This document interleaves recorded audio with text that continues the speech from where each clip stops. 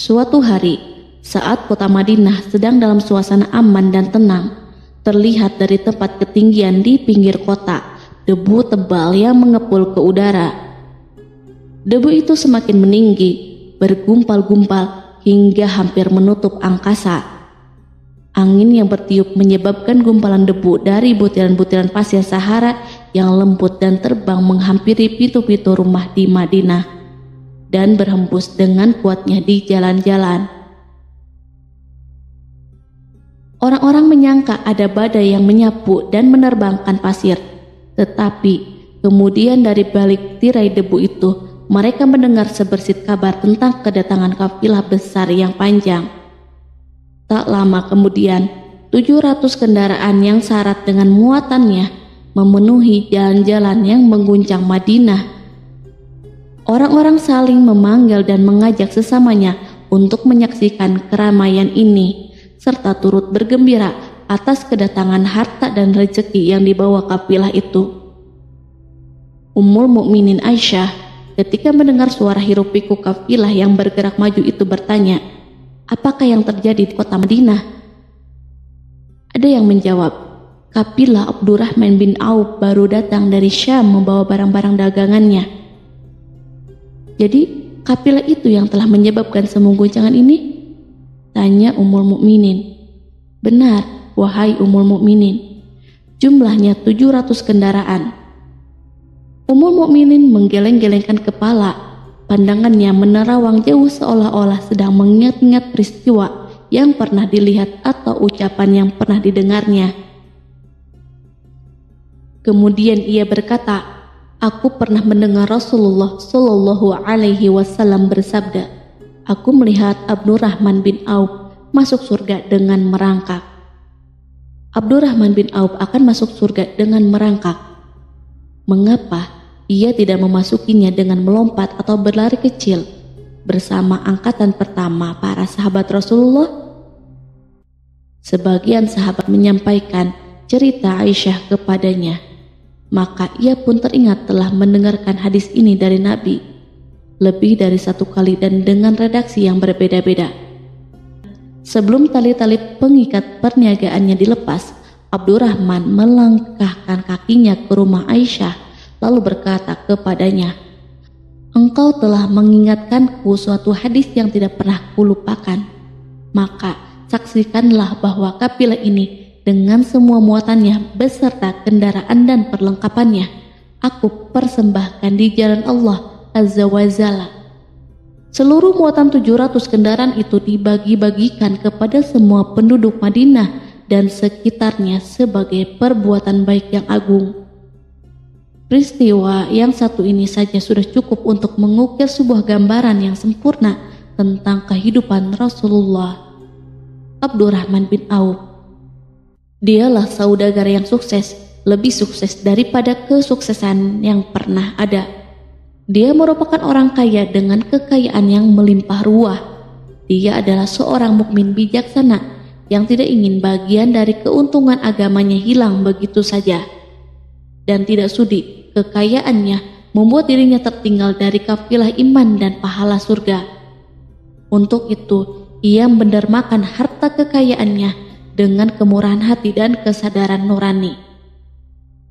Sebelum saya melanjutkan, dimohon kepada pemirsa untuk menonton video ini sampai selesai supaya tidak ada kesalahpahaman dalam memahami isi cerita, serta mohon bantu channel ini supaya semakin berkembang dengan cara subscribe dan tinggalkan like serta komen positifnya. Semoga apa yang dilakukan pemirsa bernilai pahala. Abdurrahman bin Auf adalah salah seorang dari 8 orang yang lebih awal masuk Islam. Abu Bakar datang kepadanya menyampaikan Islam, termasuk kepada Utsman bin Affan. Tidak ada persoalan yang tertutup baginya dan tiada keraguan yang menjadi penghalang. Bahkan dia segera pergi bersama Abu Bakar As-Siddiq menemui Rasulullah untuk menyatakan baiat dan memikul bendera Islam. Sejak menganut Islam sampai berpulang ke rahmatullah dalam usia 75 tahun, ia selalu menjadi teladan yang cemerlang sebagai seorang mukmin yang besar. Hal ini menyebabkan Nabi memasukkannya dalam 10 orang yang telah diberi kabar gembira sebagai ahli surga. Umar radhiyallahu anhu mengangkatnya sebagai anggota majelis syuro yang terdiri dari 6 orang yang merupakan calon khalifah yang akan dipilih sebagai penggantinya. Kala itu Umar berpesan, Rasulullah wafat dalam keadaan ridho kepada mereka. Cepatnya Abdurrahman masuk Islam telah menyebabkan dirinya harus mengalami penganiayaan dan penindasan dari Quraisy. Ketika Nabi Muhammad SAW memerintahkan para sahabatnya hijrah ke Habasyah, Abdurrahman bin Auf pun ikut berhijrah. Ia kemudian kembali lagi ke Mekah, lalu hijrah untuk kali kedua ke Habasyah, dan selanjutnya hijrah ke Madinah. Ia ikut bertempur di Perang Badar, Uhud, dan peperangan-peperangan lainnya. Keuntungannya dalam perniagaan sangat besar hingga mencapai batas yang membuat dirinya sendiri merasa takjub dan heran, sehingga ia berkata, "Sungguh, aku melihat diriku ini seandainya mengangkat batu, niscaya kutemukan emas dan perak di bawahnya." Perniagaan Abdurrahman bin Auf bukanlah jenis perdagangan yang tercela maupun monopoli. Bahkan ia sendiri bukanlah orang yang berlomba-lomba untuk mengumpulkan harta atas dorongan agar menjadi orang kaya. Sekali-kali bukan itu, melainkan suatu amal dan kewajiban yang keberhasilannya akan menambah kedekatan jiwa kepada Allah dan berkorban di jalannya. Abdurrahman bin Auf seorang yang kuat emosi jiwanya, di mana ia menemukan kepuasan emosinya itu dalam amal yang mulia. Apabila ia tidak sedang sholat di masjid dan tidak sedang berjihad dalam peperangan, ia pasti sedang mengurus perniagaannya yang berkembang pesat. Sehingga kapilah-kapilahnya dari Mesir dan Syria membawa ke Madinah barang-barang muatan yang dapat memenuhi kebutuhan seluruh jazirah Arab, baik pakaian maupun makanan. Ia menunjukkan kepada kita bahwa seorang yang kuat emosi jiwanya adalah ketika kaum muslimin hijrah ke Madinah. Rasulullah pada waktu itu menerapkan aturan untuk mempersaudarakan 2 orang sahabat, salah seorang dari muhajirin warga Mekah dan yang lain dari Ansor penduduk Madinah. Persaudaraan ini berjalan dengan sempurna hingga membuat hati terpesona. Orang-orang Ansor yang merupakan penduduk asli Madinah membagi seluruh kekayaan miliknya menjadi 2 dengan saudaranya dari kalangan muhajirin. Bahkan istri pun direlakan.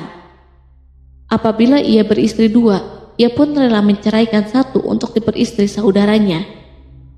Ketika itu, Rasul yang mulia mempersaudarakan antara Abdurrahman bin Auf dengan Sa'ad bin Rabi. Sa'ad berkata kepada Abdurrahman, "Saudaraku, aku adalah penduduk Madinah yang paling banyak harta. Silahkan pilih separuh hartaku dan ambillah. Aku juga mempunyai 2 istri. Perhatikanlah yang lebih menarik hatimu dan aku akan menceraikannya, sehingga engkau dapat memperistri dirinya."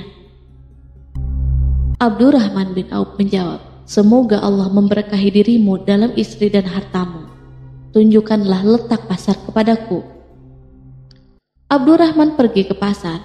Ia berjual beli di sana dan mendapatkan keuntungan. Kehidupan Abdurrahman bin Auf di Madinah, baik semasa Rasulullah maupun sepeninggal beliau, selalu ditunaikan dengan sempurna untuk memenuhi hak agama ini dan beramal di dunia. Perniagaannya sukses dan menguntungkan, seperti diungkapkan sendiri bahwa seandainya ia mengangkat batu dari tempatnya, pasti ia akan mendapatkan emas dan perak di bawahnya. Salah satu faktor yang membuat perniagaannya berhasil dan mendapatkan berkah adalah karena ia sangat selektif untuk berniaga yang halal dan benar-benar menjauhkan diri dari segala bentuk jual beli yang haram, bahkan yang subhat sekalipun. Selain itu, faktor yang menambah kejayaan dan keberkahannya adalah labanya yang bukan untuk Abdurrahman bin Auf sendiri, melainkan di dalamnya terdapat bagian Allah yang ia penuhi dengan baik.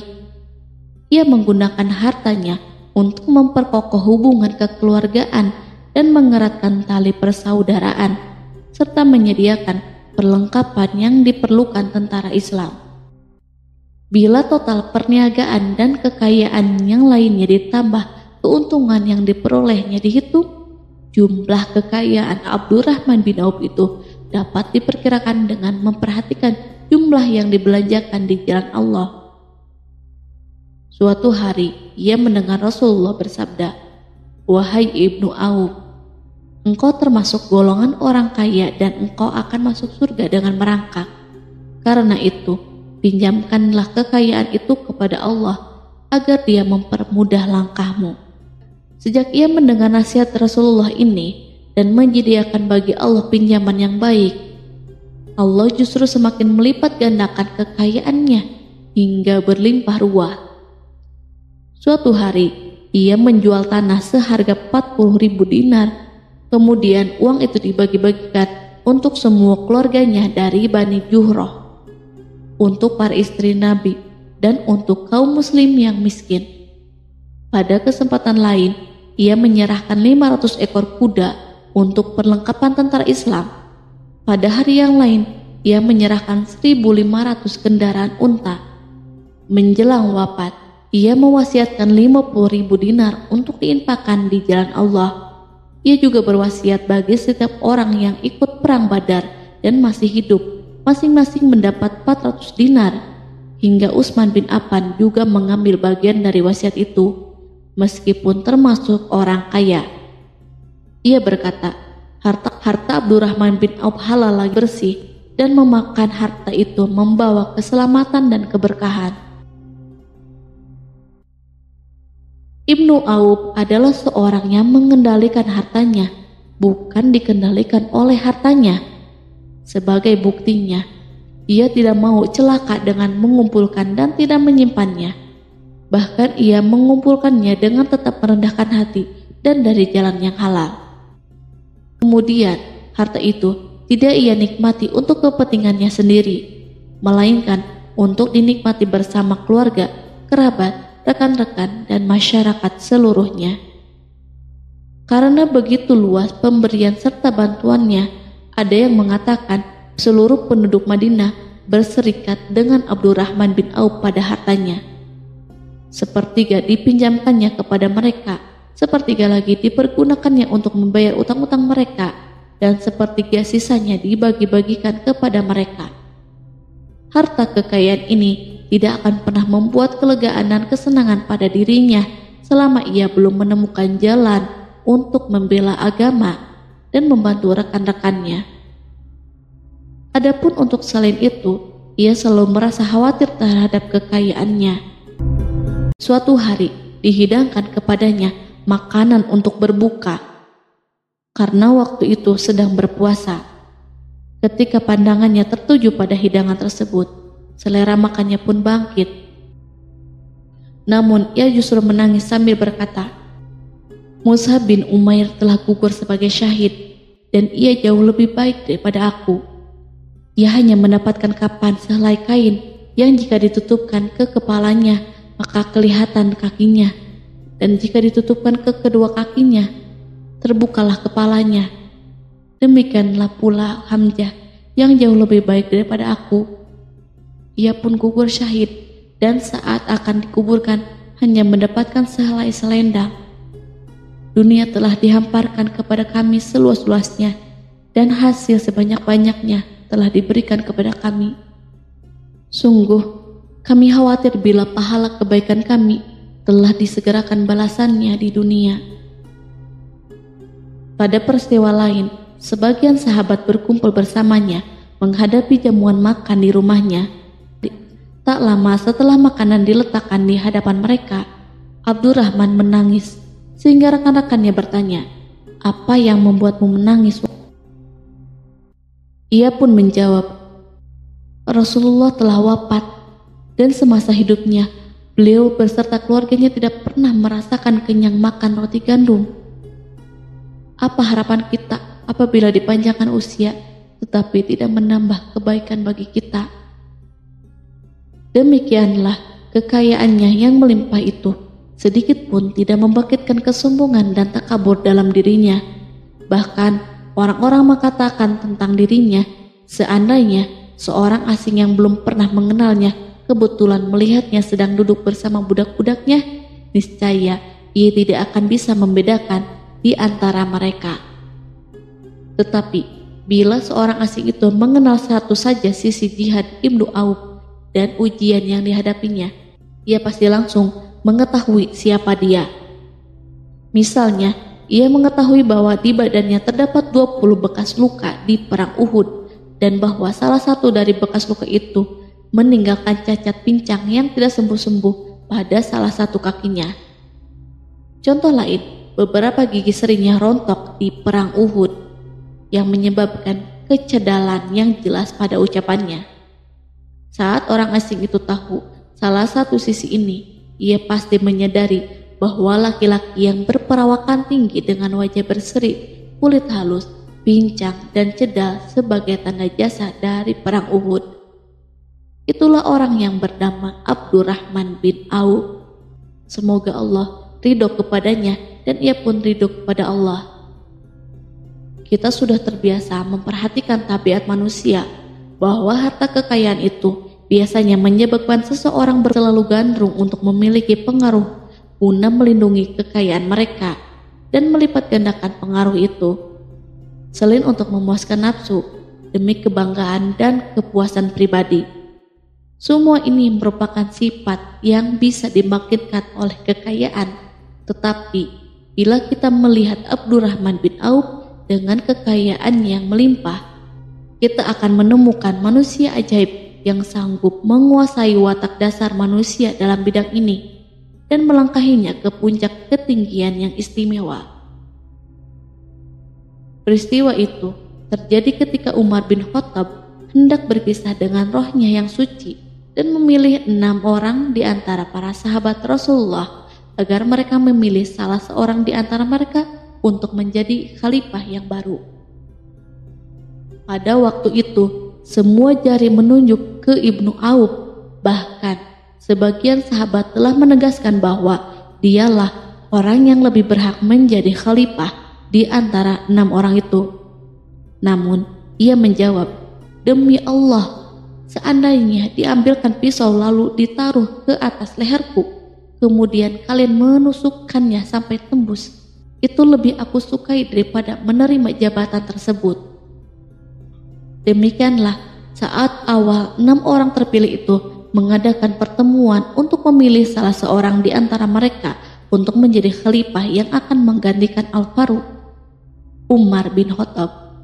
Abdurrahman bin Auf telah menyatakan kepada rekan-rekannya bahwa ia telah melepaskan haknya yang dilimpahkan Umar kepadanya sebagai salah seorang dari 6 calon yang akan dipilih menjadi khalifah.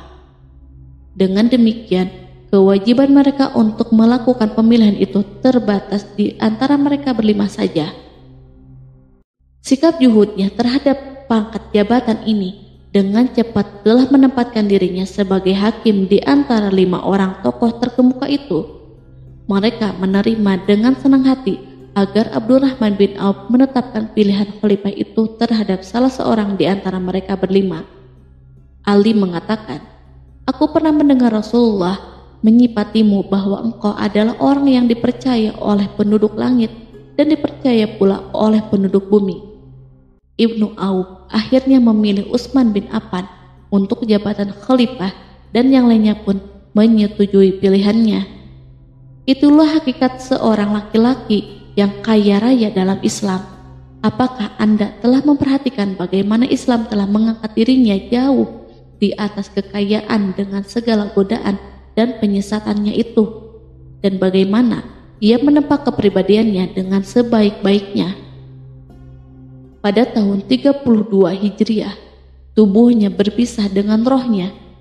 Ummul Mukminin Aisyah ingin memberinya kemuliaan khusus yang tidak diberikan kepada orang lain, dengan memberikan usulan kepadanya ketika ia masih terbaring di ranjang menuju kematian agar bersedia dikuburkan di pekarangan rumahnya, berdekatan dengan Rasulullah, Abu Bakar, dan Umar. Namun, ia memang seorang muslim yang telah dididik Islam dengan sebaik-baiknya, sehingga merasa malu bila dirinya diangkat dan disandingkan dalam kedudukan tersebut. Selain itu, ia telah membuat janji dan ikrar yang kuat dengan Utsman bin Maz'un, yakni jika salah seorang di antara mereka meninggal sesudah yang lain, hendaklah ia dikuburkan di dekat sahabatnya itu. Saat rohnya bersiap-siap memulai perjalanan yang baru, air matanya meleleh, sedangkan lidahnya bergerak-gerak mengucapkan kata-kata, "Aku khawatir dipisahkan dari sahabat-sahabatku karena kekayaanku yang melimpah ruah." Namun, ketenangan dari Allah segera menyelimutinya. Lalu senyuman tipis menghiasi wajahnya disebabkan suka memberi cahaya dan kebahagiaan yang menenteramkan jiwa. Ia memasang telinganya untuk menangkap sesuatu, seolah-olah ada suara yang lembut, merdu yang datang mendekat. Ia sedang mengenang kebenaran sabda Rasulullah yang pernah beliau ucapkan, "Abdurrahman bin Auf di dalam surga." Ia barangkali juga sedang mendengarkan janji Allah dalam kitabnya.